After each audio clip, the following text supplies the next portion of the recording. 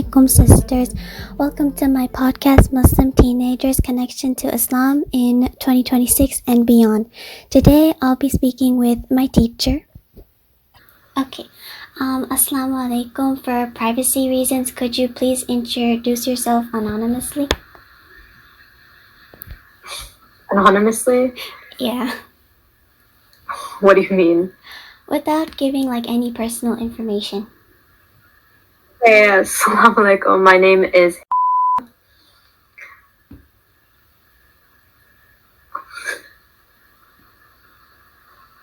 Is that enough? You want more? Like your job and what you do and your connection to Islam. Or like that. Right now I have two jobs. I work as a tutor and I work as a lab tech. And my connection with Islam, what about my connection with Islam? What you do in your day-to-day life or something like that. In my day-to-day life? Well, Islam affects every part of my life, and I feel like that's what makes me Muslim. That it dictates everything I do, everything I say, how I behave, how I interact with other people's. And because it's really important that Islam, because Islam is it's our belief, right? But it's also Islam itself means submission. So we give submission to Allah. We give complete submission to our lifestyle. Does that make sense? Yeah. Okay. Before we begin, thank you for taking the time to speak with me today. I'd like to go over a few important points. First, I would like to ask your permission to record this interview, where the recording will solely be used to help me accurately remember your responses while writing my capstone project. If you are not comfortable being recorded, that is completely fine, and I can take handwritten note instead. Second, the information you share will be used only for a school assignment focused on Muslim teenagers' connection to Islam in 2026 and beyond. The purpose of this interview is to understand different perspectives, not to judge or evaluate anyone's belief or experiences. Third, everything you share will remain completely anonymous. Your name and any identifying details will not be included in my project. If you mention anything personal or sensitive, it will be kept private. And in my final paper, I will refer to you only in general terms, such as a community member or a working professional, so your identity cannot be traced. You are free to skip any questions or stop the interview at any time. There are no right or wrong answers. I'm just simply interested in your honest perspective. Before we continue, do I have your permission to proceed with the interview? And if you are comfortable to record our conversation? Yeah. Okay, so starting with the first question, looking back at your teen years, how do you think your connection with Islam then shaped the way you navigate work and adulthood now? I'll say I had a really different connection with Islam in my teen years than I do now in my adulthood. I don't think I had a very strong connection with Islam until I started college, because then I was able to find community and find like-minded individuals who wanted to, or who introduced me to more of the religion. Because a lot when I grew up, I didn't grow up around I didn't go to school with other Muslims. I didn't really interact with them that much. I had my family, and I went to the mosque sometimes, but it wasn't really a priority in my family. So I didn't get to experience it the way I feel it's a lot easier to now, because the way that they have a lot of events for teenagers and group settings and community events, that's not something I grew up with. That's a newer thing now. Oh, okay. Number two, from what you observe, what influences do you think help or harm a Muslim teen's sense of Islamic identity in 2025? 2026 maybe. I think that I'm gonna say self-confidence is really important for I think a Muslim teenager in this day and age, because I think a lot of the time I see with my own family and my own cousins, even community members that I interact with, that a lot of what they see online dictates what they how they feel about it. Like, oh, well, I see like this person, that person wearing hijab, doing this, doing that. Oh, now they took it off. Now I want to take it off. I feel like there's a lot of peer pressure from the community in a lot of different ways to perform Islam, but not to necessarily like connect with it spiritually. And that it's really important to have like your own sense of self and your own sense of identity, that you're able to like not be pressured by other people to change. Does that make sense? Yeah. How do you balance religious obligations with career demands? And what do you wish Muslim teens understood about this balance early on? I think what I wish Muslim teens understood early on is that like there's barakah in everything you do with the intention, right? So that goes like it starts with like what you choose to do. Because I feel like there's a lot of different jobs that I've done in the past that weren't like I shouldn't have been doing maybe. But even like working as a tutor, I'm helping people, I'm teaching them, I'm spreading my knowledge, which is in a form of barakah in itself, right? So it's really important to choose a job that you can do with the intention of gaining good deeds, of pleasing your creator, and that like that's more important than anything else. Even like I go to school for engineering, right? And there's a lot of jobs that I could do that would be able to help people, that would be able to help my community, but there's also a lot of other jobs that I would be able to take that would make a lot more money. Like I've worked in the past, I used to work for like a medical school. I used to work in like cancer research. But then there's also like I could have also worked for like basically like the military and defense, and I could have worked to like create like military weapons or do something else. And you know, like these are things that are gonna actively harm my community, even though that they would benefit me. And then I know that even though if I would be making more money, that I would be sacrificing my deen in the process, because I would be sacrificing all the barakah in it. Because whatever money you make, whatever income you get, it's not really worth anything if like it's not blessed by Allah, right? Yeah. What challenges do you think Muslim teens will face when entering professional life if they feel disconnected from their faith now? I think that they will miss out on a lot of opportunity to like live their life in a way that will like benefit themselves spiritually a lot. Because like I said with the last question, like anything can like be a form of worship. Like even it's like said in the Quran to purify your clothes, right? So just washing your clothes is a form of like worship, is a form of gaining good deeds. So like if they feel disconnected from their faith, then it's harder for them to realize that any good action they do throughout the day is like building to their deen and helping them. And I think that a lot of the times when people are disconnected from their deen, they can be really misplaced in life. They can be very aimless.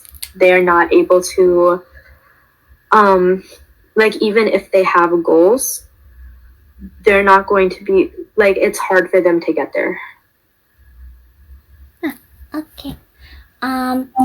How does your workplace environment affect your own religious practice, and how do you imagine that it would impact teens who look ahead to their future careers? I think it's really important that the job that I do is something that, wait, how does your workplace environment affect your own religious practice? Like, what do you mean? Like if your workplace allows you to go ahead and maybe take a break so that you can pray your salah, or you're free to wear whatever you want, like the hijab, while you work, so they're not against that. Oh, well, I don't feel like my job, like the work that I do, impacts my religious practice a lot. I'm able to take a break and pray. I'm able to wear what I want, and I'm able to do what I want. And it gives me a lot of freedom to practice my religion. And I personally, I do not take any job that does not allow me to do these things. And I think a lot of the time, especially like I grew up like taking what I could, you know? So I think a lot of the times, especially people who come from like maybe like poorer backgrounds, they wouldn't prioritize money, or they would prioritize like what they think would help them more in the future. But they would like, but at that point, they're prioritizing earning money or going further in their, rather than prioritizing their religion.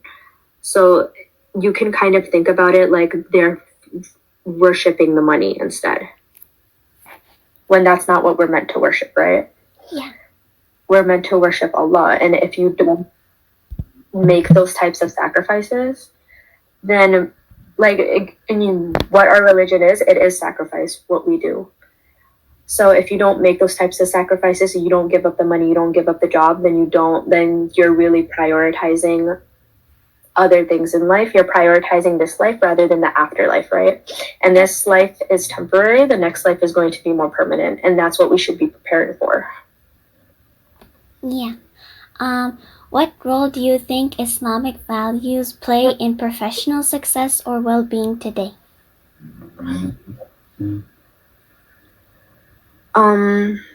I think that nowadays there is like Islam affects every part of your life.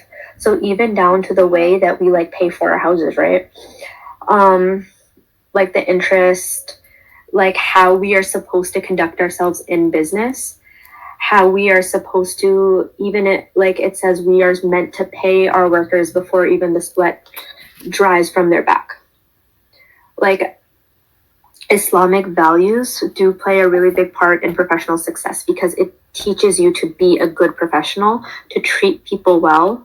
And it also shows you that if you're not being treated well, that Allah will grant you something better, that you can leave these things for something that will not only reward you in the next life, but you will be able to reap more rewards from in this life as well. Okay. How has your understanding of Islam changed from when you were a teen to now, and what caused that change? I think my understanding of Islam changed a lot. Like, I feel like as a teen, I thought that Islam was mainly like just a set of rules, right? You do this, you do that. Sometimes we pray, sometimes we fast, sometimes we do this. These are just things that we do. And I feel like what changed now is that in college, I was able to attend a community of Muslims, and I was able to interact with a lot of people who had a very deep connection with Allah and encouraged me to have a connection with Allah too. Because what's really important is like we are what our friends are. So when you surround yourself with an Islamic environment, you're able to like see things through that perspective more. So I was able to interact with more Muslims and meet new people. And I was able to, actually, when I got to college is when they started hosting a lot more community events. And I feel like those community events were like really pivotal to that change, because it's creating spaces for Muslims to convene and for Muslims to spread their ideas and like interact with one another in a positive way. Okay. Which habits or mindsets do you wish teens developed now to help them stay connected to Islam later in life? I think one thing is like being very consistent in their salah. Because this is something that teaches you discipline. I think another thing is like frequenting the mosque, frequenting these types of like community events. Because when you build community around you, you will never be alone. You will never look to other places for answers. You will be able to find a place where you're able to like turn to in times of trouble. And especially, I think a really big thing that teens should like a habit they should build, I think, is like starting or like doing consistent istighfar. Because when you like, I feel like a lot of the time, especially when you're a teen, you can feel like when you mess up or when you do things that like that's the end of your life, when that's not true. And Islam has a very big emphasis on forgiveness and asking for forgiveness and forgiving other people. And like to build a consistent habit of doing istighfar, like maybe just after your prayers or at the end of the day or beginning of the day or whenever you want to do it, I feel like that's also a reminder that like of Allah's rahmah and of His mercy. And that even though like you, because like you know, teens make a lot of mistakes, they make a lot of, that they are able to like move forward in life despite it. Okay. How do you think Muslim professionals can act as role models or mentors for teens today?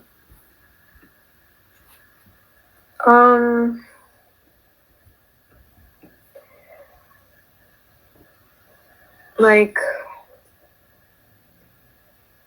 how can you act as a role model for me? I think it's really important to, when, like I said, when we build community, this is how you're able to like turn to somebody for help, right? So like frequenting the mosque, frequenting these community events, frequenting like Islamic, I don't know, I think it's really important to like build these types of bridges. Like I know, because my mosque is like Islamic Society of Baltimore. We have types of programs where you're able to like connect like middle schoolers, high schoolers with college kids, where we go and talk to them, where we go and mentor them. And I think it's really important for people to sign up for these things and people to be available, I think is really important. Because I can be a good role model for you as much as I want, right? But how much do you like, but I need you to, like, I need to hang out with you. I need to spend time with you. I need to make sure that you're comfortable enough with me that you come to me when you need help, right? That you come and you can ask me questions that are maybe more difficult for your mom to answer or more difficult to ask from your teachers. Like you need to build these relationships and like you need to sustain them. Yeah.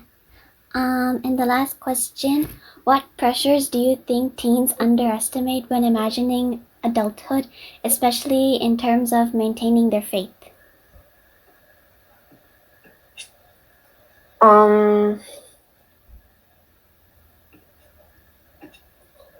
I think one thing that I really underestimated, especially going into my profession, like, because I'm in chemical engineering, I didn't realize how easy it was to accidentally like be doing haram work, right? Maybe I'm working in a laboratory, maybe I'm doing this, and what I'm actually doing is not haram.